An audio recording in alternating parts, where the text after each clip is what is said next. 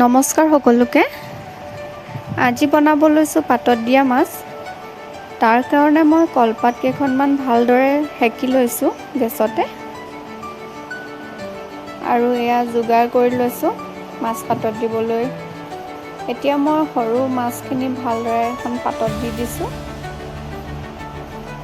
আৰু হালধি দি ভালদৰে সানি দিছোঁ। ইয়াত আপোনালোকে নিমখো দিব সোৱাদ অনুসৰি। আৰু এয়া মধুসোলেঙৰ পাত হয়।